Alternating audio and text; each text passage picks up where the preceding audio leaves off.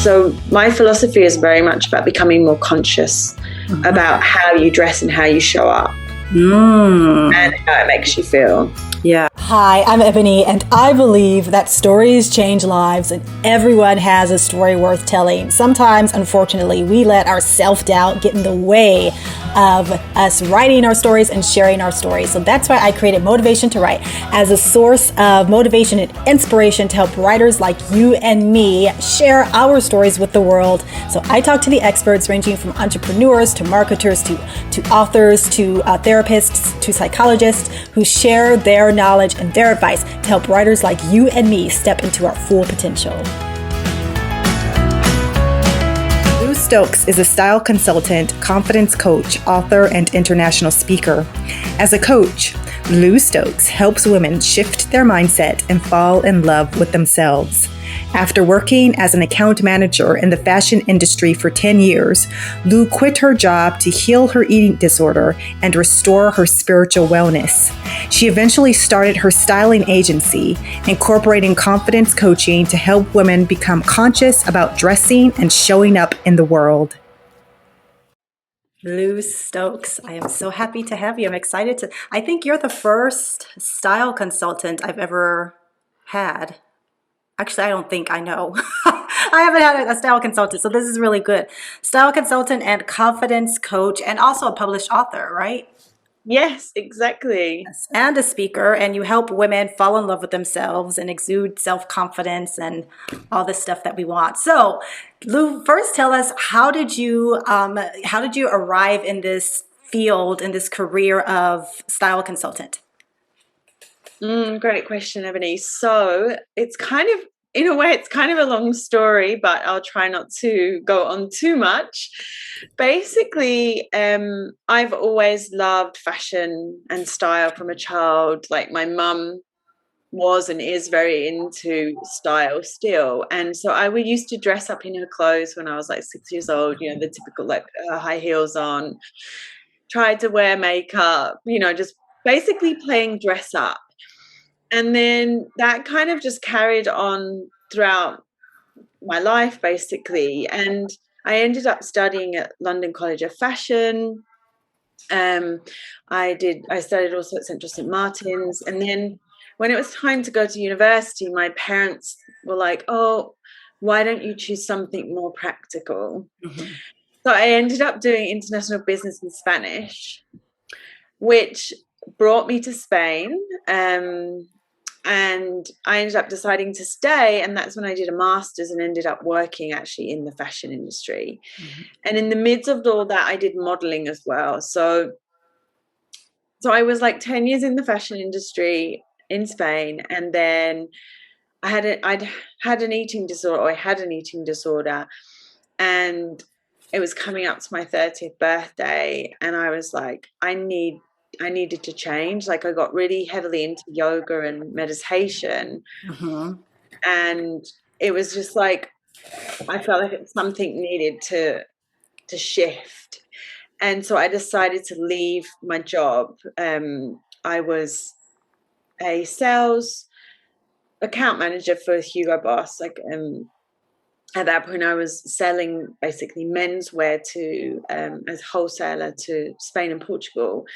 And I was like, I need to stop, and I need to take a break from the fashion industry, and I need to heal myself. And so off I went to yoga teacher training, not necessarily with the idea of ever becoming a yoga teacher, but that's kind of where it took me. So I spent 2 years traveling the world, mainly Australia and Asia and parts of America.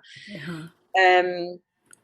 And I did all different types of healing modalities, meditation, yoga trainings, plant medicines, hypnotherapy, all different types of healing. And when I eventually came back to Spain, I was like, what am I going to do now? Like I didn't want to just teach yoga, even though it's a big part of who I am, and I love it. And it's amazing. I was like, I wanted to go back into fashion somehow, but I wanted to do it from a totally different space from before.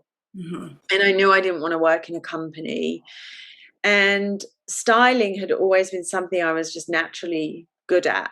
My friends would always ask me to, help them shop with them or dress. I just think it was something that I kind of cultivated at a young age. And so I set up my own styling agency. Mm-hmm. And not very long after starting that, I realized that there were some missing links and that it wasn't just about the dress that you're wearing, but about how you feel on the inside. And so I decided to do a confidence coaching course and also link in my own life experience through my own body image issues and an eating disorder, and how I used to use clothes to hide myself, or how basically we use clothes unconsciously to either sabotage ourselves. We use clothes to hide behind them. We sometimes use them to fit in. We can often use them to attract certain things, but in the wrong way. So my philosophy is very much about becoming more conscious about how you dress and how you show up Mm. and how it makes you feel. Yeah. Okay. So I just want to clarify before you set up your own styling agency, when you had an eating disorder and you were working in the fashion industry, what were you doing in the fashion industry? Were you a consultant at that time? I was an account manager. So basically, what I was doing was selling like the yearly collections to stores, like wholesale. Okay. So Yeah. yeah, sales account manager. Yeah. Okay. So Yeah. that's an incredible story. And when you went through all of the yoga and the holistic healing, did you did you ever what is the right word? Did you ever discover what was at the root of the eating disorder? Was it a lack of self-love, or was it issues from your childhood, or what? Did you ever get to the root of it? Yeah, absolutely. So I think, to be honest, it was a mixture of a lot of things. Hmm. It was trauma from my childhood. It was that feeling of never being good enough. Okay. Yeah. And the way I channeled that trauma was through not eating and feeling like I wanted to fade away. But when Mm. really I was crying out for help. Yeah. Um, and, obviously there was, as we go through life, we come across different, I don't know, or we discover different things about ourselves, and it maybe not be in that moment that it actually affects us, but then later on. So my parents divorced when I was young, and Hmm. I wasn't really bothered about that, but I guess later on, as I got older, Hmm. I started to come across issues like in relationships with men, Yeah. um the way I felt about my body, the way I saw myself, like the idealistic beauty standards Yeah. that are constantly, pushed in our face. And Mhm. we're basically being told we're not good enough all the time Yeah. as women. I mean, I don't want to discard men because they have their stuff too, but I feel like as a woman, it's always this like struggle to be good enough because we're being told by so many different, media channels Yeah. that we're not good enough the way we are, or even fashion brands, Yeah. with Yeah. the Yeah. Yeah. signing and their sexism and ageism. And so my biggest thing was struggling with not feeling enough, feeling Right. good enough. Right. And so when you were, I think as most little girls do, we like to dress up in our mother's clothes and put on makeup. Was that when you were doing it at that age? Was that part of your healing, but you didn't know it was healing? Like, was that helping you get through some of the pain as a child, or was that just all kind of feel good fantasy? I just love feeling pretty type thing. Yeah, it's a great question. So I think at that age, I was kind of very much experimenting. I guess I didn't really think I had any problems. Like, I was just kind of playing. And also, I love dancing and music. So it was all very much kind of like I was kind of this entertainer, I guess. And like, just kind of playing around with being, dressing up in the clothes and the makeup and like being a dancer and a singer kind of thing. So it was very innocent. Yeah, yeah, yeah. And I really love this topic because I think this ties in with writing, particularly the rhetoric part of writing, which is like the persuasive part, because I believe that everything is rhetoric. The way we dress, the way we talk, when we dress a particular way, we are trying to persuade people of something. I am an artistic person. I am a stylish person. I take myself very serious. I'm a business person, whatever. And so before you, I guess my first question is, as an adult, were you always aware of the persuasive element in the way that you dressed? Um, and then how did that, if so, how did that shift after your healing, after going through the yoga and the holistic stuff? Was there like an awareness in just your own sense of style and fashion? Yeah, that's a really good question. So looking back, I would say I only really became more aware of it when I had my eating disorder. So Mm. I always felt very much the way I dressed was an expression of myself, and I've always felt like that. But I guess for me, like stylish, it was when I was younger, it was all about being cool and stylish. And like I didn't really think there was any psychological aspect Mhm. to getting dressed. Like in my 20s, that definitely wasn't prevalent for me. But when I went deeper on my own healing journey, I realized how I use clothes. Like I even use clothes to attract men. Right. Yeah. I think as most I- women do, right? Yeah. Yeah. And so and then I realized how I was trying to hide my body in dark, baggy clothes, and also realized how I would constantly go for dark colors Mm. and I love black, don't get me wrong. I think it's a beautiful, sophisticated, we Yeah. all have to have a little black dress in our wardrobe. But when your wardrobe is just dark, that's telling you something. Hmm. Hmm. Okay, so then let's start to talk about that because this is what you help women do, right? You help women to rediscover themselves and fall in love with themselves through changing their mindset, especially the way that they think of fashion and clothing and how they use it. So, what are some typical fashion? I don't know how to even ask this question. Like women who are not really in love with themselves or have confidence issues. When you talked about like the dark colors, are there any other signs or any other typical fashion choices that women make when they're in that mindset? Yeah, absolutely. So a lot of it as well is continuously going for the same thing. So often I found that a lot of women, they might have 10 black tops in their wardrobe or 10 white tops that are all literally very the same. Oh. And then we have some differences, or they're always wearing the same sort of outfit. Um, Maybe it's jeans, for Mm-hmm. example. And so it's kind of like they're really stuck in their comfort zone. Mm. Mm-hmm. Or a lot of what I hear as well is like, oh, I don't like my arms, so they won't show Mm. arms. I don't like my legs, or I don't like my ankles, or I don't like this part of my body. That is very much something I come across a lot. Mm-hmm. Is like, I want to hide this. How can I hide this? And often that's not necessarily the best thing to do anyway, is hide. Mm-hmm. I mean, there are things that we can do in personal styling, like balancing out your proportions, and you can look taller and, you can play around. Yeah. But for me, the most important thing is to feel good in your own skin and to lean into acceptance. And know also that, if you have like your arms aren't as nice as you would like them to be, then perhaps you can take some steps to change the way you feel by maybe doing some exercises or whatever. Yeah.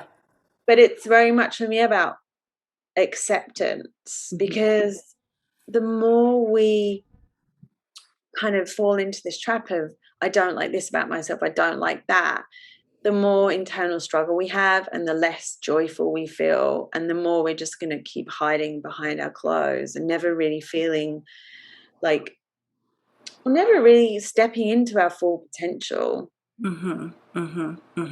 So then what would be the first step? I mean, it would have to be like a mindset shift, because I can imagine if you are hiding behind your clothes and you always wear the same sort of outfit every single day, the thought of suddenly switching it up. So if I'm like every day I wear blue jeans and a black sweater or whatever, like every day. And then you talk about me putting on a dress, that's really, really scary. How do you prepare women to change it up? Yeah, great question. That's a really good one. So often it's like, okay, let's just try something. So if we're going to change a color, then I might be like, okay, let's just try it in the form of a scarf or a form of accessory. So that's how I would kind of start to shift the color, is start to add pops of color to an outfit before you wear, like, say, for example, a fuchsia dress. Like you want to add elements of that color in. And when it comes to like shifting from something, like you said, like jeans and a jumper to like a dress, then it's looking at, okay, what works for me and my lifestyle and the style. So we go through this process called style clarity. And here's the thing, it's also getting used to seeing yourself in something different. This is a big thing. It's like when you dye your hair, for example, you change your hair. Like at first you're a bit unsure. Yeah. Right? You're like, don't know. But then eventually you keep seeing yourself and you're like, actually, this looks really nice. I really like it. And then you never go back to where it was before, you know? So it's very much about, okay, well, if you're not going to wear it out to an event or going out to a picnic or whatever, or coffee with a friend, why don't you just wear it around the house for a bit and Right. start getting used to wearing like different items Right. Yeah. and how they feel against your skin. Yeah. That's a I like the idea of starting small with accessories. I think that's a wonderful idea because it's so easy, right? And you could wear, like yellow earrings with your blue jeans and black sweater or whatever, and that really does start to add some color to your wardrobe. Can we talk a little bit about intention? Because while you were talking, I had the thought that I'm not sure that a lot of us women and men too, maybe, really think about the intention behind the outfit I'm wearing today. And is that even important? So should I wake up and think, now, what is my intention in wearing this dress? What is my intention in wearing these blue jeans? Does that ever come into play, or should that come into play? Yeah, so basically, I love this. So I always say to my clients, ask yourself every single morning, how do you want to feel? How do I want to feel today? I don't, because a lot of people dress according to how they feel instead of dressing to how they want to feel. That's good. Oh, a lot of people dress according to how they feel instead of how they want to feel. Yeah, absolutely. Oh, okay. So then if you ask yourself that question, how do I want to feel? Then you will start making more conscious choices that will help you feel, obviously, better, right? Yeah. Huh. That's interesting. Okay, so then for women who want to attract men, right? Like your intention as a woman is to attract a man. And I'm not saying that's your intention and you're waking up and saying, this is my intention and what I'm wearing today. But just, and you want to attract a man. Because I see this as a high school teacher, I see this a lot in young girls who come dressed to school in a particular way, and you can tell that they're trying to attract attention from boys. How should we I guess my first question is, should we be dressing in a particular way to attract men? And if not, actually, I'll start with my first question because I can't formulate my second question. So let's start with my first question. Should we be dressing a particular way to attract men? No. Okay. That was easy. And- oh, no, because like there's, you can dress a certain way for a job interview, for example. Yeah. But here's the thing, we want it to always be authentic to you and feel like your style. So Uh-huh. when we start to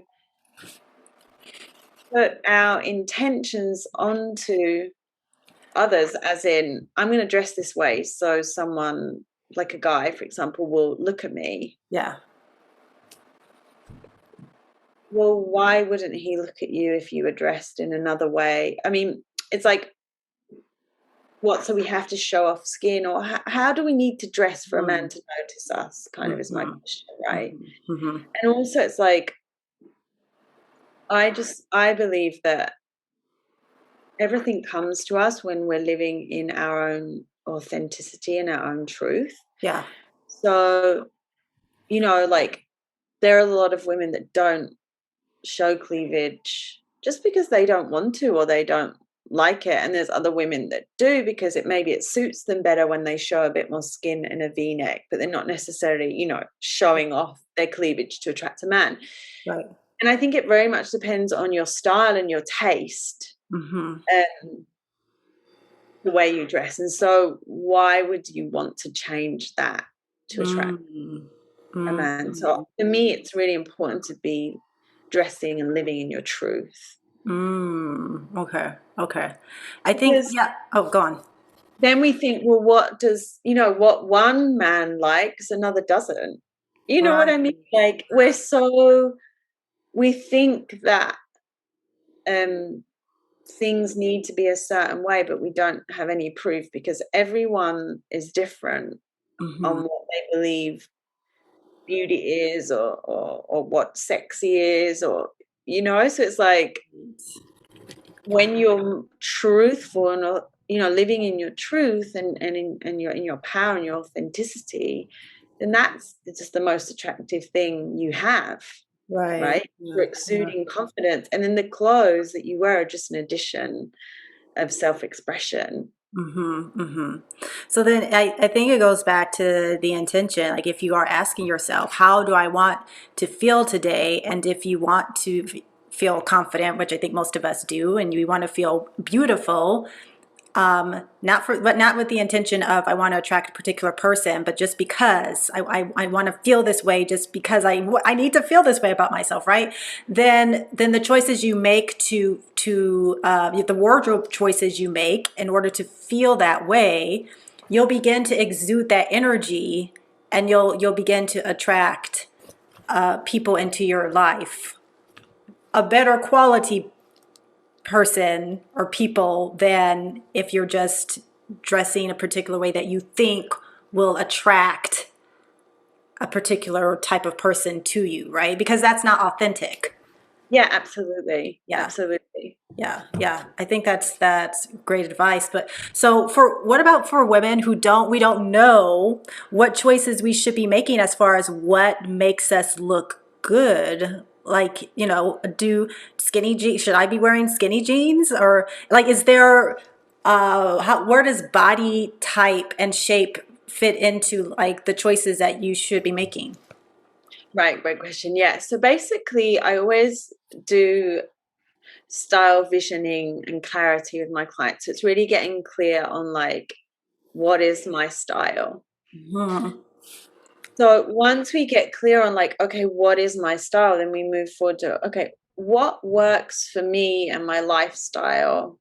And then we look at different types of fittings. And here's the thing, I appreciate body types, but I will not call a woman an apple or a pear, because Oh, I feel, for me, yeah. I was like, wait a minute, Apple, why would you? Okay, you see the shape of okay, yeah. Exactly. Like, to me, that's just so disempowering. It's just, again, limiting us, putting us in like, oh, well, you're this, so you can only do this and you can't do that. Right. So yes, obviously there are guidelines that are really useful and really helpful, because what we want to look for is to kind of bring our bodies into proportion. But that doesn't mean to say that you can't wear mum jeans if you're not that tall. Like, again, it comes down to confidence and the way it makes you feel. Uh-huh.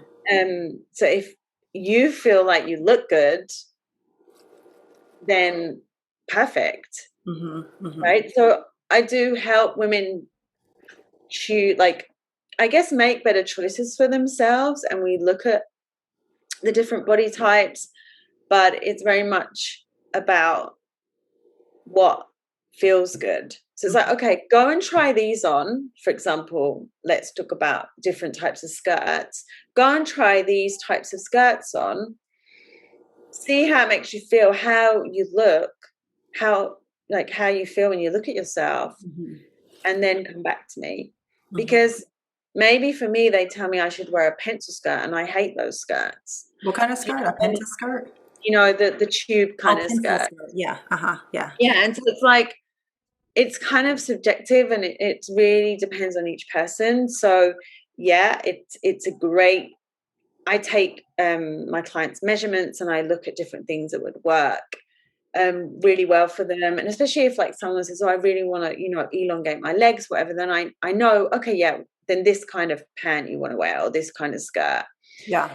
But what I'm tired of with the fashion industry is that it's like, oh, you can't wear that because you're this and that. Mm-hmm. And for me, it's like, that's not the point. This is all about self-expression. So Mm. the tools help us to find out what works for us. Mm-hmm. Mm-hmm. Mm-hmm. It doesn't mean we have to follow those rules. Right. Yeah. And I know those rules really come into play as women age too, right? So if you shouldn't be wearing this if you're this age, right? But that really doesn't matter, right? If you're really asking yourself that question, how do I want to feel? And you're being honest about it. And let's say, I don't know, you're I'm just picking an arbitrary age, like 60 years old. And you wake up and you say, I want to feel young. I want to feel young. I don't want to feel vibrant, right? So then Yeah. you choose something that's going to make you feel young and vibrant, and that's okay. Amazing. Yeah. Yeah. No, it's great. And I mean, when you look at, I look at some older women on Instagram, and I just find them absolutely fascinating, the way they dress, a lot of them. Like, it's so inspiring. They just don't give a shit. Yeah. They're just owning it and like, yeah, I love style, and I'm just going to wear this and I'm going to wear that, and bright colors, which bright colors are amazing, especially as we get older, because black can often drain us, or Mm. white. Knowing your colors again is really great, and what works for your skin tones and your hair and your eyes. Again, but that's not set in stone. We can still, play with that, let's say. But it's really inspiring watching older women really have fun with style, no Yeah. matter what their age. Yeah. Because it's like, why not? Like, just because you reach a certain age, what, you just have to stop living, kind of thing, That's so true. And I think of when I was a kid, older, there was this stereotype where if you were an older woman, you had to wear what they call muumuus. They're like, I don't even know. It's just like a shapeless dress, and Oh, it's about okay.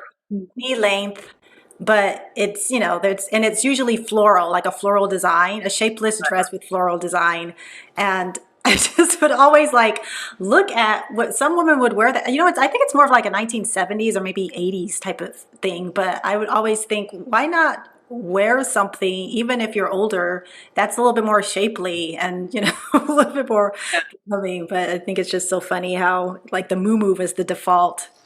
piece of clothing for older women.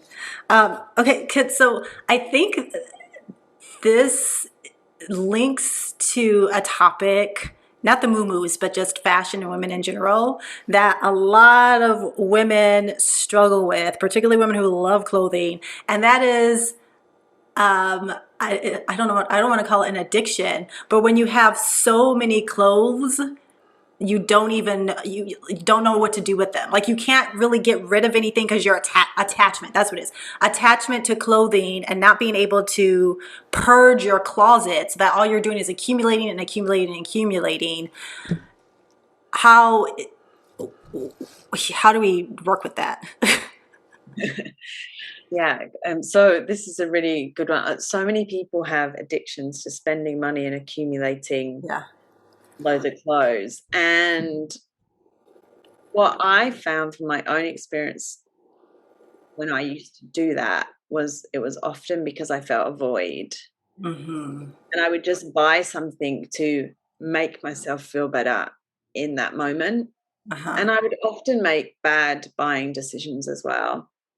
And so often those, I maybe even have like something very similar, or I'd buy something just because I was not feeling good emotionally and then never wear it or wear it once or twice. Yeah. And so one of the things that's really important to me and that I talk about in my clients and I teach them is to shop in a conscious way. And so that starts with being really clear on your style and your Mm-hmm. lifestyle and how you want to show up and getting, doing that work and shifting your mindset Mm-hmm. and looking at what makes you feel good and what doesn't make you feel good. Because when we have so many clothes, you're guaranteed that there's an amount of that clothing that they don't even like.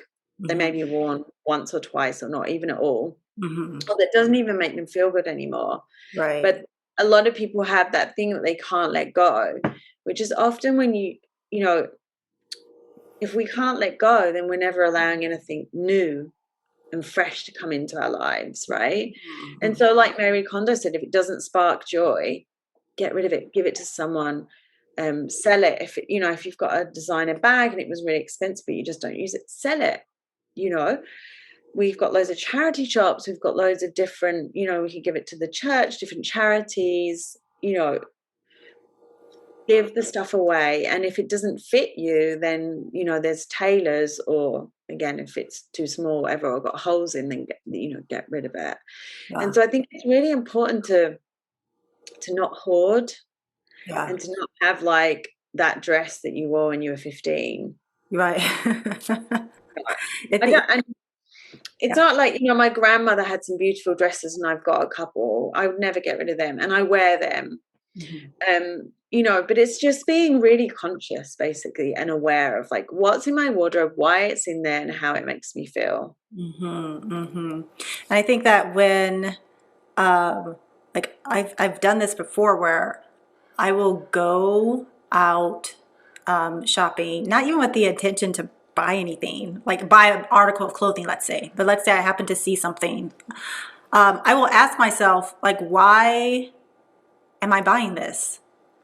Am I buying this because I want to feel a particular way, or am I buying this just because I really need this?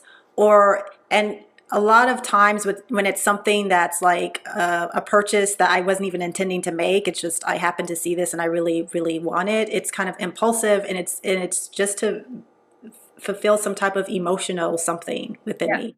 And absolutely. so I know that that's not going to be a constructive purchase on my part, right? So I think it all really goes back to intention. And when you start accumulating, because I'm actually going through this now where I've subscribed to one of these, monthly box subscriptions. And so I get something every month. It starts to build up in my closet. And I'm like, okay, what do I need to get rid of? Right? Because you just start to clog up, literally clog up your space. And then I think energetically that translates energetically into clogging up your energy so that you're not feeling your best self, like spiritually. It's just it's Yeah. not strange, but it's almost miraculous how the the physical world is an outer manifestation of what's happening inside. Absolutely, yeah, absolutely. And it's like we don't need all this stuff. Hmm.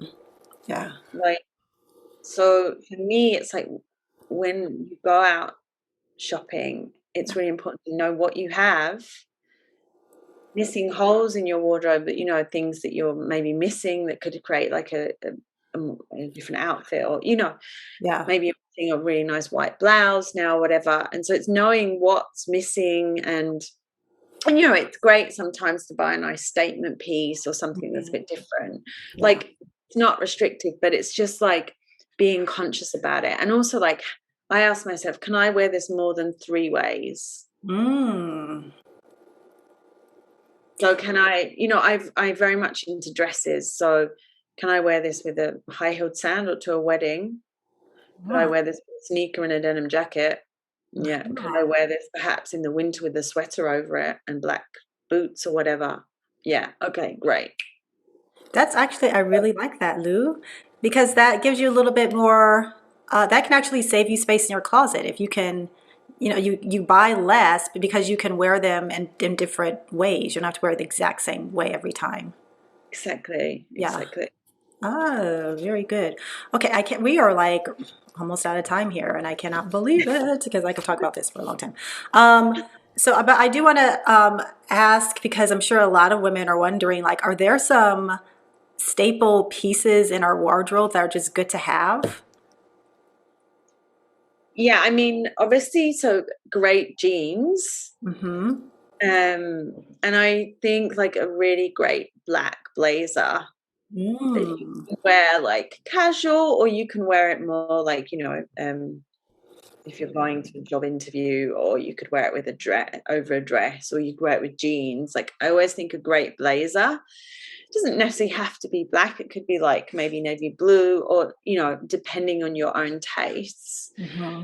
Um, a good handbag, good quality handbag, like everyday handbag, doesn't necessarily have to be black either, but it needs to work with your wardrobe.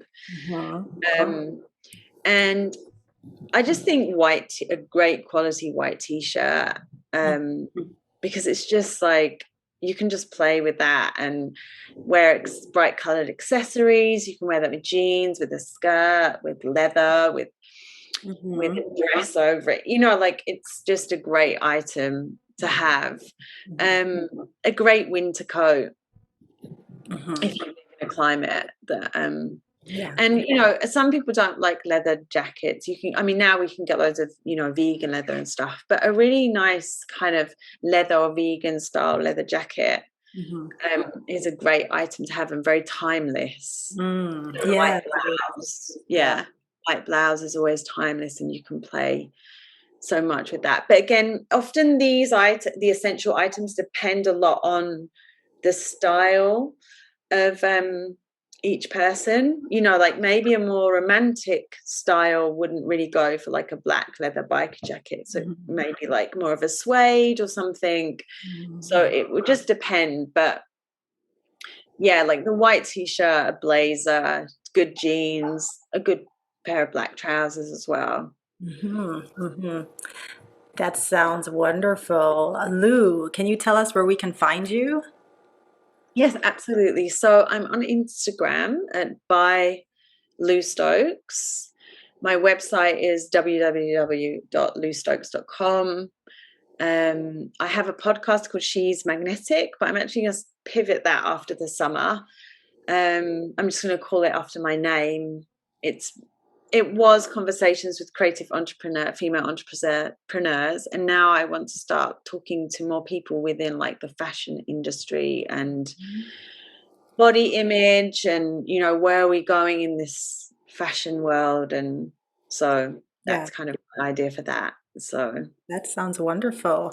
And I'm going to give you this opportunity if you have any last words of wisdom or encouragement for women who want to like up their game or change their wardrobe in a way that's going to make them feel better. Maybe they're feeling, scared because they are used to dressing a particular way or they are trying to hide. What can you say to help these women kind of step out of their comfort zone? to do something every day that makes you feel slightly uncomfortable with your dressing. Maybe that's wearing red lipstick because you feel like, oh, this is too much, Right. right? Yeah. Or maybe it's wearing a bright colored scarf because you're used to wearing dark Yeah. colors. Yeah. And the more we start to incorporate this play, I think, if we can look at getting dressed as playing, Yeah. because it doesn't have to be like stressful and a chore. Like it's actually it's an act of self-love. We have to wear clothes every day. We're not walking around naked. Right. So why can't we have some fun? Yeah, that's actually, I recently interviewed a play expert, like bringing more play into your life. Where he actually talks to organizations about how they can incorporate play into their workspace just to make people a little bit more happier and productive. And so I really love that, this idea of, yeah, when you get dressed every morning, play with it, Yeah. right? Yeah, that's And yeah. also there's no right or wrong. Yeah. Like just go with what feels good. If you feel like you look good, just go to it. Who cares what anyone else thinks? It's none of their business. Yeah. This is your own creative outlet, you Yeah. know? Yeah, yeah, that's great. I once had a friend who, she said when she was a little girl, her mother told her that hoop earrings were bad. I forget. It was like it signaled that you were like a loose woman or something like. And so when she was, and she was like in her 30s, early 30s at the time, and she wore her first pair of hoop earrings, and it was just amazing to see the confidence that kind of just came over her when she put those hoop earrings on, and she felt so pretty with the hoop earrings. Right. Right. And so, yeah, if you just start with something so small, like an earring, it Yeah. can make a big difference. Yeah. Yeah.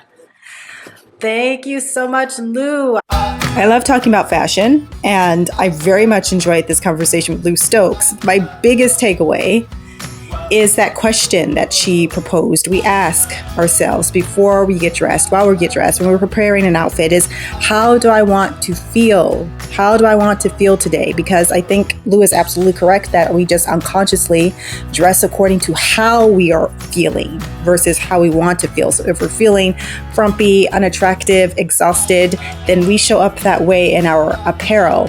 And if we set that intention to want to feel a particular way and to dress in that particular way, you are in fact raising your vibration so that now the trajectory of your day will shift. So I hope that you check out her website and her Instagram and her services, because the power of clothing, I think, is so, it's something that we overlook, don't really take into consideration, and it's a game changer. It's a game changer. So also in the meantime, check out my website, zezo.com, and sign up for my newsletter. And you can follow me on social media. I'm at Twitter. I'm on Twitter at Ebony Haywood, and motivation. I'm at, oh my gosh, I cannot talk. And I'm on Facebook and Instagram at Motivation to Write. Thank you so much for tuning in, and I will see you next week when I talk to another fabulous guest. Bye-bye.